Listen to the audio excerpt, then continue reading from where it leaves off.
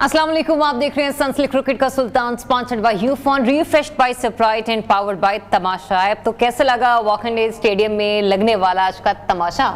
ICC one day world cup के पहले semifinal में भारत ने न्यूजीलैंड को 70 रन से शिकस्त देकर फाइनल के लिए क्वालिफाई कर लिया है। अहमदाबाद में 19 नवंबर को यह फाइनल खेला जाएगा। दूसरी टीम कौन सी होगी ये तो कल फैसला होगा, लेकिन आज जो क्रिकेट देखने को मिली है, क्या ही शानदार क्रिकेट देखने को मिली।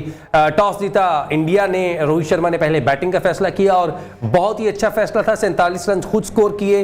79 रन पर जो है शुभमन गिल रिटायर्ड हर्ट हुए, जिसके बाद विराट कोहली और श्रेयस अय्यर ने एक पार्टनरशिप लगाई, दोनों ने सेंचुरी स्कोर की। जिसके बाद केएल राहुल ने आके चिप इन किया, 35-40 रन की बारी खेली और उस बारी की वजह से 398 रन जो है वो बोर्ड पे लगा दिए। जिसके बाद न्यूजीलैंड की जो बैटर्स है बैटिंग करने आए तो वो शुरू से इतने संभले नजर नहीं आए, लेकिन केन विलियमसन और डैरेल मिचेल ने एक स्टैंड दिया, जिसके बाद ऐसा लग रहा था कि मैच अच्छा फिनिश हो जाएगा।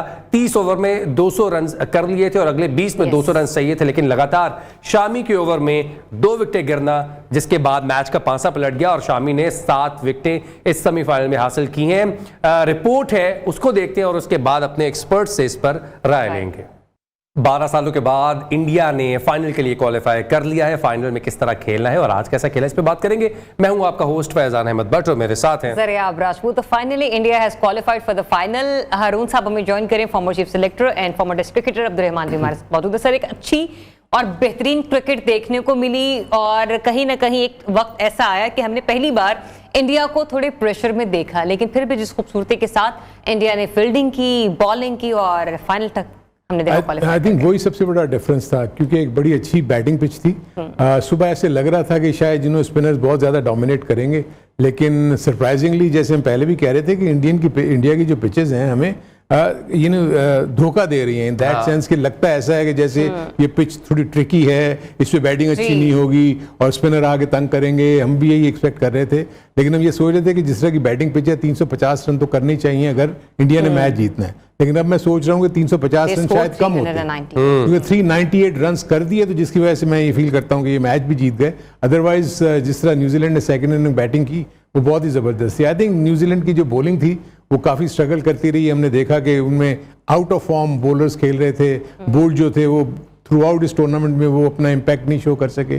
साउदी क्योंकि अनफिट थे, बाद में आए तो अपना वो रिदम गेन नहीं कर सके। अगर आप उनका डिफरेंस देखेंगे तो न्यूजीलैंड के फास्ट बॉलर्स ने 28 ओवर में 251 रन दिए और सिर्फ 4 विकेट्स लिए, जो कि इकोनॉमी रेट बनता है 8.96। वेराज इंडिया को अगर आप देखते हैं तो उन्होंने भी एग्जैक्टली 28.5 ओवर्स किए, 199 रन दिए और 9 विकेटें उन्होंने हासिल की। This was the difference. और उनका इकोनॉमी रेट बनता है 6.98। वेराज अगर आप स्पिनर पे आते हैं तो 21 ओवर किए हैं न्यूजीलैंड के बॉलर्स ने, 144 रन दिए, 6.86 का, और कोई विकेट उन्होंने नहीं ली। वेराज 20 ओवर किए हैं अपना इंडिया के बॉलर्स ने, 119 रन दिए, जो कि 5.9 और 1 विकेट ली। तो यानी बॉलिंग का डिफरेंस था इस बैटिंग पिच के ऊपर, जिसकी वजह से हालांकि अगर आप देखें कि फील्डिंग अच्छी नहीं हुई, कैचेस ड्रॉप हुए और इतना अच्छा वो फील्डिंग का एस्पेक्ट नहीं था, लेकिन बॉलिंग शामी आउटस्टैंडिंग फॉर्म में थे। उन्होंने थ्रू आउट दिखाया कि उन्होंने क्यों किस तरह जिस तरह की मर्जी पिच में उसको पता है कि मेरी लाइन क्या है, और उसी लाइन पे मुसलसल हिट करते रहे। और उसमें उन्होंने स्लो डिलीवरी बहुत ज़बरदस्त डेवलप की हुई है इन लोगों ने, और वो अपनी पिचेस को जानते भी, हमें पता था कि होम कंडीशंस हैं उनकी और वो उसके ऊपर अच्छा करेंगे। So I think hats off to India the way they played. लेकिन न्यूजीलैंड को आप ऐसे पांड्या की जगह आके ये खेले, बिल्कुल उससे पहले ये मैच नहीं खेले। तो जब ये टीम का हिस्सा बने तो अब मेन बॉलर है। 6 मैचेस में 23 विकेट ले चुके हैं, टॉप विकेट टेकर। एग्जैक्टली, अगर ये 9 गेम्स खेलते तो आप देखें माइट भी ये 40 पे चला गया होता इसी वर्ल्ड कप में, तो ये रिकॉर्ड मुश्किल था टूटता। अभी भी मुझे लगता है कि भी एक गेम बाकी है, तो उसमें भी 3-4 आउट कर गया या 5 आउट कर सकता है, जिस तरह उसका रिदम बना। लेकिन खूबसूरती थी, क्या उसकी सीम जाती है, क्या उसकी लाइन और लेंथ है। अच्छा, स्पिन विजन कैमरे से जब मैं इनकी बॉलिंग देख रहा था, जो सीम गिर रही थी, ऐसा लगा कोई गेम चल रही है, इतनी परफेक्शन के साथ सीम गिर रही है और उसी परफेक्शन के साथ सीम उठ भी रही है। एग्जैक्टली, कुछ दिन आते हैं क्रिकेट में ऐसे कि बॉल आपकी उंगलियों पे ना ऐसे होता है कि जिधर चाहो आप जा रहे हो। बैड टाइम भी आता है, तब वही चीजें गलत हो रही होती हैं। तो ये उसके क्रिकेट के बहुत अच्छे दिन है जो उसको हमेशा याद रहेंगे। और इतने बड़े वर्ल्ड कप में और सेमीफाइनल में 7 आउट करना, ये बहुत बड़ी बात है इतने बड़े क्राउड के सामने। एग्जैक्टली, आप पूरी टीम ही एक किस्म की आउट करेंगे, जितने उनके इन्फॉर्म बैट्समैन है, जो रन्स भी बना रहे हैं, एक उससे कैच भी छूटा है, फिर भी वो वैसे अंडर प्रेशर नहीं कैच गिराया तो क्या अच्छा, हुआ, अगले विकेट भी तो सवाल गिराएंगे। की इसके जाने बाद से गिरा पहले दिया। मैं खुद टर्निंग मोमेंट के हवाले से बात करूं, जैसे केन विलियमसन आउट हुए, फिर टॉम लिथम आउट हुआ, अभी आपने क्राउड के हवाले से बात की, कितने बड़े क्राउड के आगे, लेकिन ये वही क्राउड था कि जहां पे चौका भी पड़ रहा था। जरा क्राउड तादाद में बड़ा था, दिल के बड़ा दिल का बड़ा नहीं ये था, कहना तो चाहूंगा। ऐसे लग रहा था जैसे कोई सांप सूंघ गया है, कोई खामोशी है, सन्नाटा है लोगों के चेहरे। इवन कि एक ऐसा मोमेंट भी आया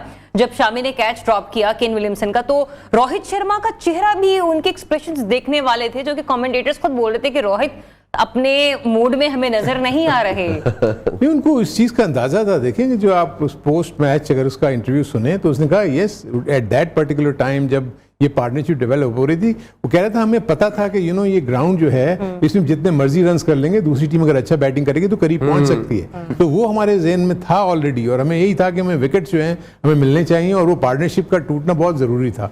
आई थिंक वो पार्टनरशिप की ब्रेक होती है, आप देखें कि लेदम आते ही आउट हो गए, और उसके आउट होते ही जो है ना प्रेशर भी नीचे वाले बिल्ट हो बैट्समैन गया, पे हाँ। बढ़ता चला गया।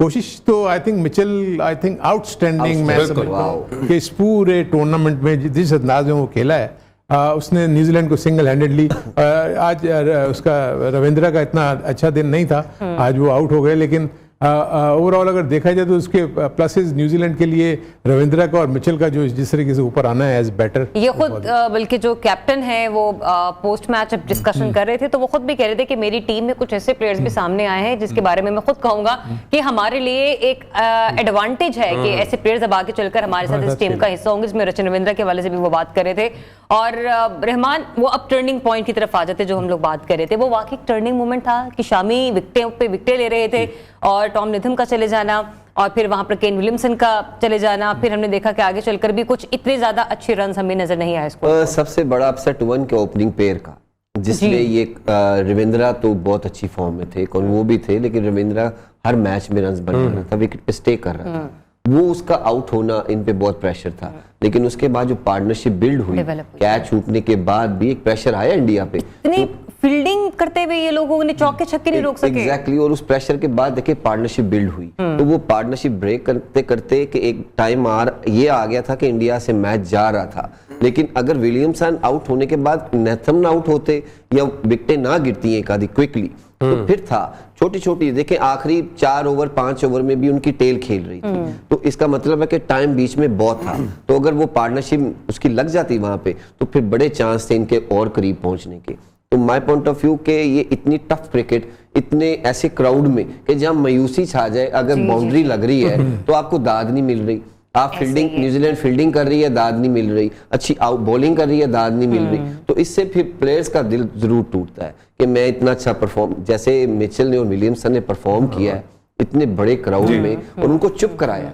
ये देखें कि एक एक बॉल पे जब इतना शोर मचता है, उस पूरे क्राउड को अपनी परफॉर्मेंस से चुप कराना, ये बहुत बड़ी बात होती है कि मैच को लेके जाना। लेकिन हम हार गए, और हमने देखा कि साउथ अफ्रीका ने प्रेशर लिया, मैच वन साइडेड हो गया। श्रीलंका ने प्रेशर लिया, इसी क्राउड के आगे वो वन साइडेड हो गया। लेकिन न्यूजीलैंड, दैट मैटर इंडिया भी, पाकिस्तान ने भी प्रेशर लिया, वो तो खैर बहुत जल्दी आउट हो गए। इस वर्ल्ड कप में आप अगर इमर्जिंग प्लेयर निकालेंगे ना, तो वो रविंद्रा को निकाल, इस पूरे वर्ल्ड कप में। Thank you so much on the behalf of Rachin Ravindra, जरिया शुक्रिया कर रही है। खैर, दाद की आप बात कर रहे थे, तो जो आज दाद समेटी है, पहले बैटिंग करते हुए विराट कोहली ने अपनी 50वीं उन्होंने सेंचुरी स्कोर की है, 291वीं अपने ओडीआई मैच में उन्होंने ये जो है अपना टारगेट अचीव किया, और अपने आइडियल सचिन रमेश तेंदुलकर का 49 सेंचुरीज का रिकॉर्ड तोड़ दिया है।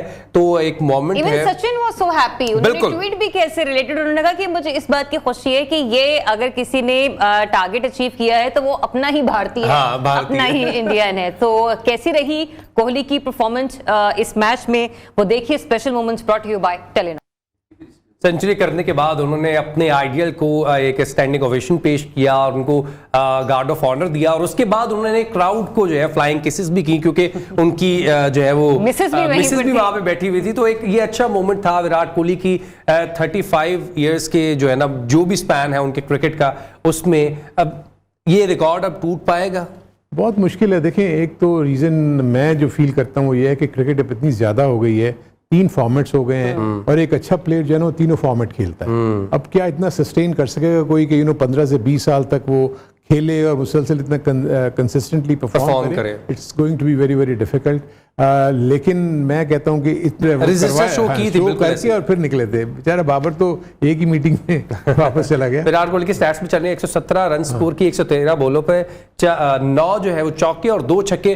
रहमान भाई, मैंने ये देखा कि सेंचुरी जब स्कोर कर ली उसके बाद भी ये डबल्स ले रहे हैं या सिंगल्स ले रहे हैं, इतनी फुर्ती के साथ, इतनी उनकी फिटनेस है कि अभी लगता है कि 4 साल और खेलेंगे। एग्जैक्टली और मेरा नहीं ख्याल हिस्ट्री में ऐसा कोई प्लेयर्स आए कि जो इतने रिकॉर्ड्स बनाए, आपने 50-100 कर दिए, इसके बाद अभी इतना टाइम है मेरे ख्याल में कि और 2-3 साल में ये 10 के 100 बना सकता है अगर क्योंकि ये ओडीआई भी ज्यादा खेलते हैं, होम कंडीशन इनको बड़ी सूट है, वहां भी खेलते हैं। इसने पूरी दुनिया में रन्स बनाए, ये नहीं कि इसने सिर्फ इंडिया में रन्स बनाए। सचिन तेंदुलकर का रिकॉर्ड एक और तोड़ा है, 673 रन ओडीआई वर्ल्ड कप में थे, इन्होंने 711 बना लिया, अभी एक मैच बाकी है। और उसके बाद देखें कि इसकी रेशियो ज्यादा है, इंडिया जीतता है जी। जब भी ये 100 बनाए, जितने भी ये रन्स बनाता है उसमें इंडिया के जीतने के बहुत चांस बन जाते हैं। तो ऐसा प्लेयर कम है और जितनी भी दुनिया में फैंस हैं, स्पेशली यंगस्टर, उनके लिए तो बहुत बड़ी मिसाल है। इसका फिटनेस लेवल, इसके शॉट्स, इसकी रिस्क, जो चीजें इसकी हैं, ये क्रिकेट की बहुत बड़ी खूबसूरती है और परफॉर्मेंस। रहमान, एक और चीज भी अगर आप देखें तो पिछले कुछ 6-8 महीनों में कई मैचेस मिस भी किए हैं। एग्जैक्टली इस वर्ल्ड कप में भी एक मिस है जिसमें रन्स नहीं हुए, जिसमें नहीं वो रेस्ट किया इन्होंने, यानी टीम का पार्ट ही नहीं थे। तो वो वाले वनडेज भी जो है इन्होंने मिस किए हैं। तो मे बी इस वक्त तो अगर वो खेल रहे होते तो हो सकता है रन्स जो है और ज्यादा होते। लेकिन अभी आप सही कह रहे हो, जिस किस्म की इनकी फिटनेस है, ये तो यानी आपको पता है कि लोग इसके मतलब कहते हैं कि इसने अपनी फिटनेस रिजीम तो कहीं भी नहीं छोड़ता। बिल्कुल। और इन्होंने डाइट के ऊपर इतना जबरदस्त अपना इनकी रिजीम है कि वो उसको भी इधर उधर नहीं होते वो। बिल्कुल ऐसे। तो ऐसे जो डेडिकेटेड और पैशनेट किस्म के जो क्रिकेटर्स या जो स्पोर्ट्समैन होते हैं, आई थिंक उनका मुकाबला तो करना बहुत ही मुश्किल है। जहां पर हम इस वक्त विराट कोहली को बहुत ज्यादा प्रेज करें और डेफिनेटली वो इस बात के मुस्तहिक और करना भी चाहिए। हर वो इंसान जो कि क्रिकेट को पसंद करता है और एक अच्छी क्रिकेट देखना चाहता है, वो सिर्फ अपने मुल्क के प्लेयर्स को नहीं, बाकी मुल्क के प्लेयर्स को भी उसी तरह से सराहे तो बहुत ज्यादा अच्छा होता है। लेकिन एक मोमेंट वो भी था फैजान, जब हम लोग कहते थे कि बाबर आजम के एरा में जी रहे हैं। बिल्कुल। तो ये क्या स्टोरी है या ये हिस्ट्री हो जाएगी अब या हो चुकी है, ये भी डिस्कस करते हैं आपसे after the break. Stay tuned. Cricket का सुल्तान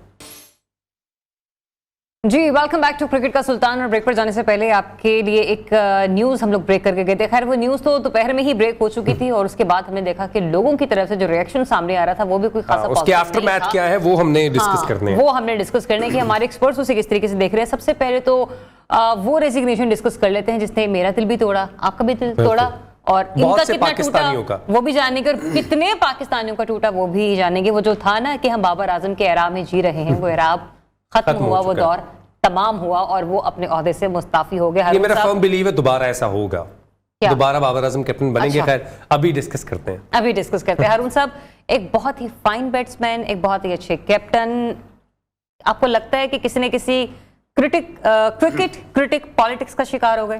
देखिए, मैं एक चीज जो आपको बताऊं कि तरीका ठीक नहीं था। यानी आपने जो चीज भी करनी होती है उसके ऊपर कोई ना कोई तो पीछे कोई रीजंस होते हैं ना। अगर आप इनकी टेस्ट सीरीज पीछे उठा के देखेंगे तो उसमें विन विन सिचुएशन ही है।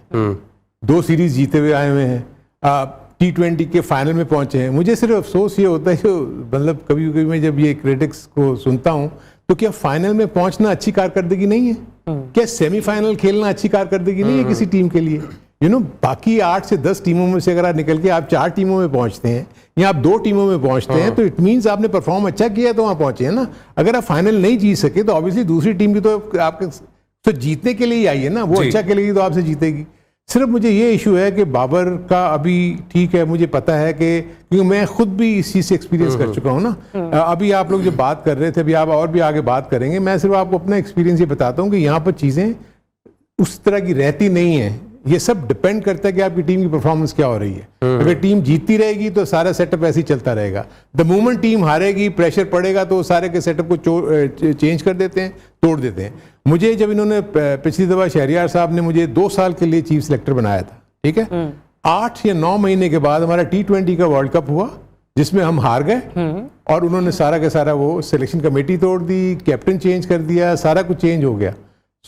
ये नीजक जो डिसीजंस होते हैं ना, ये अभी भी आई विश जो लोग भी नए आ रहे हैं उनको प्रॉपर वक्त मिले, टाइम मिले। अगर उनको वो टाइम नहीं मिलेगा और पता लगा 1 से 2 सीरीज आप हार गए तो यहाँ तो क्रिटिसिज्म तो शुरू हो जाएगा। वैसे 2.5 महीने बाद इलेक्शन है, उसके बाद भी कुछ चेंजेस हो सकते हैं। वो तो गवर्नमेंट लेवल की बात कर रहे हैं, मैं तो इसकी बात कर रहा हूँ जो जिस तरह खेल चल रहा होता है। क्योंकि अब मैं इससे पहले भी शायद एक जिक्र हम कर चुके थे, रहमान से भी बात हुई इस बात पे कि 92 के बाद से आप देखें कि हमने तो कोई वर्ल्ड कप नहीं जीता ना। हर एक वर्ल्ड कप के बाद इसी तरह का डिबेकल होता है, बिल्कुल आप चीजों को चेंज कर देते हैं।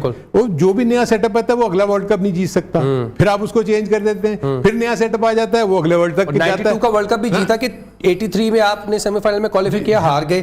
आपने 87 में 86 में क्वालिफाई किया, आप हार गए, लेकिन 92 में आप जीत गए उसी कैप्टन के अंडर में। तो यही मैं कह रहा हूं ना कि देखें, एक तो कंसिस्टेंट पॉलिसी बहुत जरूरी होती है। ये इस तरह के हेस्टी डिसीजन जो है वो मैं समझता हूं नहीं लेने चाहिए। अब मैं इसकी मिसाल अब इंग्लैंड की दे देता हूं। इंग्लैंड ने अभी इतनी बुरी शिकस्त यहाँ खाई, उसको तो मेरे नजदीक अगर वो पाकिस्तान की टीम होती तो शायद वो आते ही नहीं यहाँ पर जिस तरीके से उन्होंने खेला। लेकिन उन्होंने बटलर को रिटेन किया, उन्होंने कोच को रिटेन किया, उन्होंने, और वही टीम वेस्ट इंडीज जा रही है 3-4 नए लड़कों के साथ।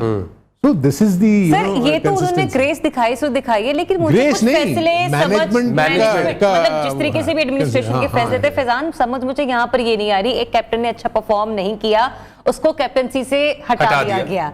एक बॉलर ने अच्छा परफॉर्म नहीं किया, उसको इतनी कुट पड़ी है जिसकी हद नहीं, आपने कैप्टन बना दिया। इसको कैसे और जिस बंदे की एवरेज आपने बताया 28 की है इन द टेस्ट, आपने उनको टेस्ट का कैप्टन बना दिया। ऑल्दो वो अच्छा परफॉर्म करें, उनके लिए नेक ख्वाहिशात है क्योंकि वो पाकिस्तान के कैप्टन बन चुके हैं। हम दोनों के सवाल नहीं है, ये सोशल मीडिया वेबसाइट्स पे आप जाके देखें, बहुत से पाकिस्तानी इस चीज को इस तरह से क्रिटिसाइज कर रहे हैं।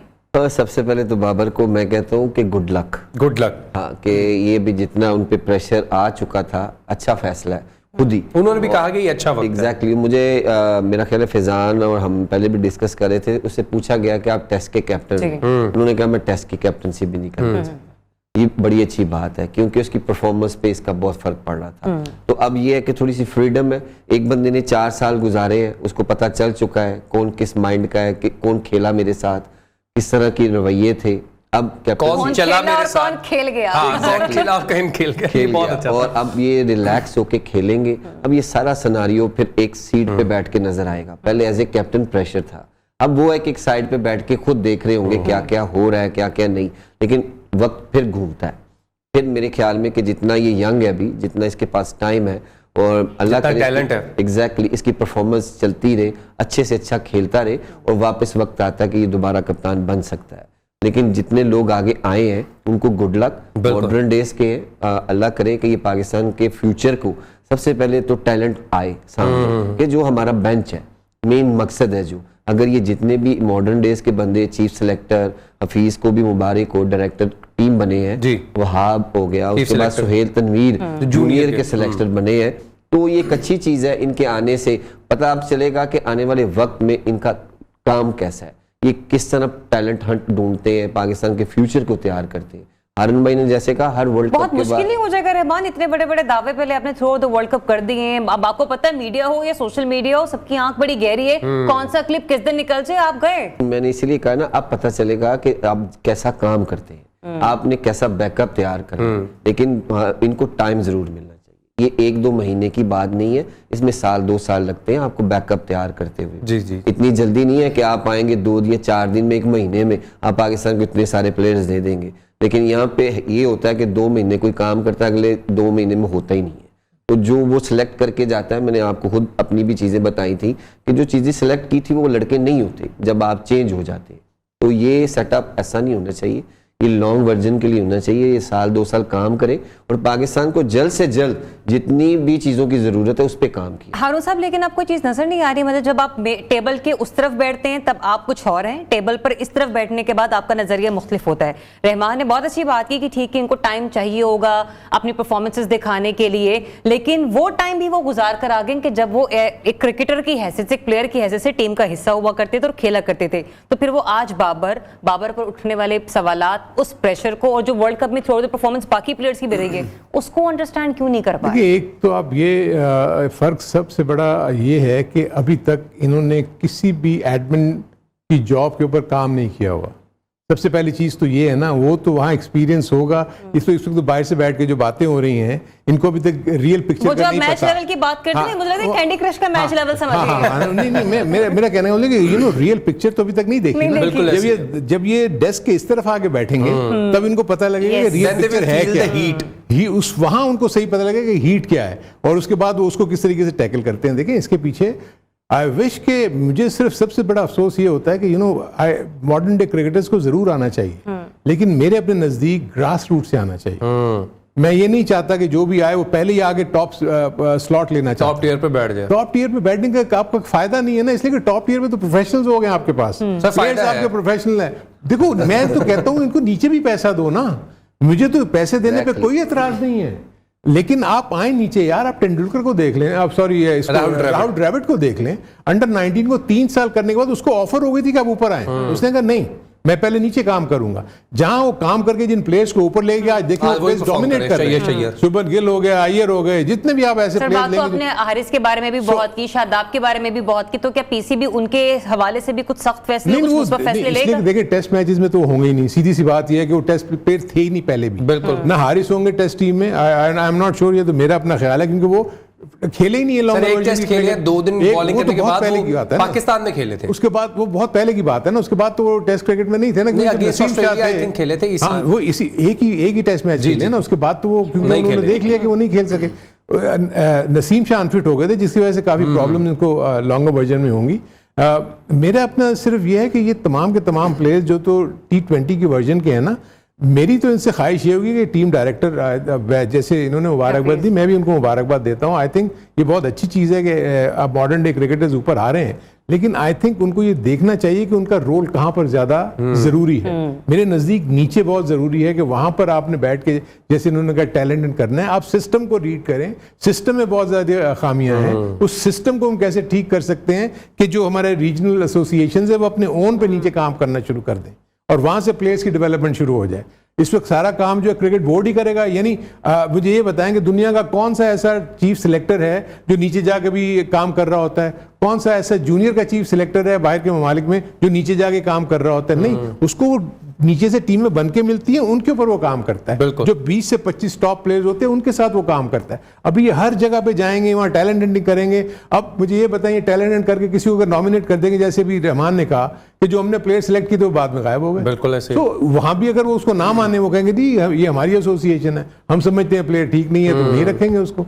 तो ये इश्यूज होंगे। अभी तो ये लोग जब आएंगे तो इनको पता लगेगा। बिल्कुल, इट्स नॉट वेरी इजी। बहुत से मामलात हैं। गलत ये ना हमारी कौम की भी है फैजान। जिस वक्त बाबर या टीम अच्छा परफॉर्म नहीं कर रही थी, बहुत क्रिटिसाइज किया बाबर को। आज जब बाबर ने रेजिग्नेशन दे दिया है तो हम वो कहते हैं ना टूटे हुए दिल की इमोजीज ट्विटर पे भी डाल रहे हैं, हाँ इंस्टा पर भी डाल रहे हैं, फेसबुक स्टेटस भी लगा रहे हैं। तो ये शायद हमें अपनी भी रवैये बदलने की जरूरत है। लेकिन ब्रेक पे जाने से पहले मैं एक चीज कहना चाहूंगा। Thank you Babar for these moments, जिसमें हमने इंडिया को हराया, 2021 के वर्ल्ड कप के सेमीफाइनल में क्वालिफाई किया, 2022 के फाइनल के लिए क्वालिफाई किया, एशिया कप के फाइनल के लिए क्वालिफाई किया।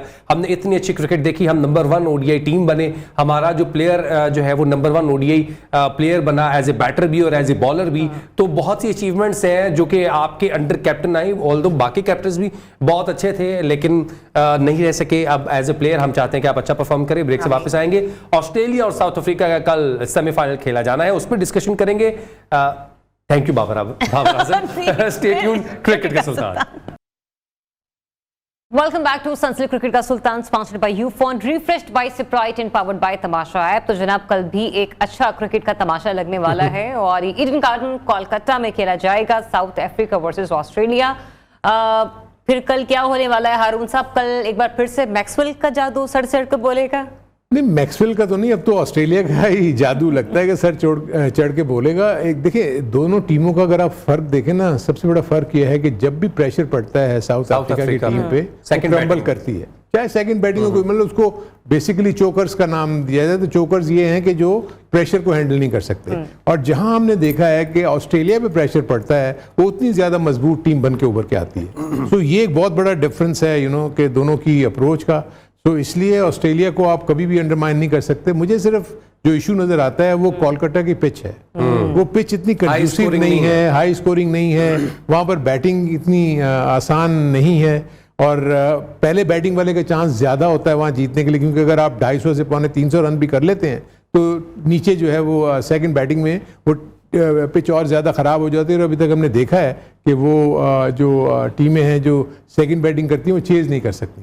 तो फिर हम ये समझो जिसने टॉस जीता मैच उसका मतलब जो टॉस जीतेगा प्रॉब्ली वो बैटिंग ही को ऑप्ट करेगा। Exactly, आज भी हमने देखा, सर, यही डिसीजन हुआ। क्योंकि ऐसे पिचेस के ऊपर जो बाद में जाके खराब होने के जिसका अंदेशा हो, तो उसमें लोग यही चाहते हैं कि फ्रेश पिच के ऊपर कम से कम 20-25 ओवर तो वो ठीक खेल जाएगी, तो उसमें जितना लेकिन इंडियन की पिचेस जितनी भी हमने देखी हैं बैटिंग के लिए तो मुझे कहीं भी बुरी नजर नहीं आई, बावजूद वो हमें 4 ओवर के बाद ये खड़ा नजर आती थी।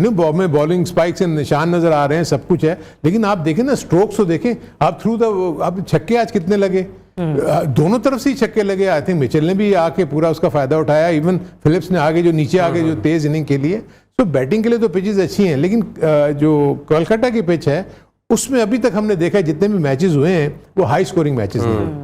Keshav Maharaj number 1 ODI bowler कल ऑस्ट्रेलिया के सामने होंगे और टॉस की बहुत सी बात हो रही है कि टॉस अगर ऑस्ट्रेलिया ने जीत लिया तो आधा मैच तो वो वहीं पे जीत जाएंगे, क्योंकि वो पहले बैटिंग करेंगे और चेजिंग पे लेके आएंगे साउथ अफ्रीका को, जो कि through out the world cup chasing में थोड़ा सा डगमगाई और मैचेस जो भी आ रही है वो चेजिंग में ही हारी। लेकिन मैं आपको बता दूं ऑस्ट्रेलिया को दोनों सूरतों में प्रॉब्लम नहीं होगी, माय पॉइंट ऑफ व्यू। जिस तरह मैक्सवेल ने या ऑस्ट्रेलिया ने ऐसे चेज में इतना बड़ा मैच खेल लिया है, जीत लिया है, तो फिर मोराल बहुत हाई होता है। तो मेरे नहीं ख्याल कि वो ये सोच के आएंगे कि हम टॉस हारेंगे तो बिल्कुल ही डाउन हो जाएंगे। जब आपकी बैटिंग इतनी लंबी फॉर्म में होती है तो फिर साउथ अफ्रीका फंस सकती है, क्योंकि चेज में वो जरूर 1-2 दफा हमने देखा है कि इसी पूरे वर्ल्ड कप में वो फंसे जरूर है। लेकिन ऑस्ट्रेलिया जहां फंसा है, हारून भाई वाली बात कि वो स्ट्रांगली कम बैक करते हैं, तो वो उनका माइंड और है, ब्रेन बहुत यूज करते हैं वो क्रिकेट के अंदर, तो वो मुश्किल चीजों को आसान बनाने की कोशिश करते हैं, वो एक दूसरे को अच्छा बैकअप देते हैं।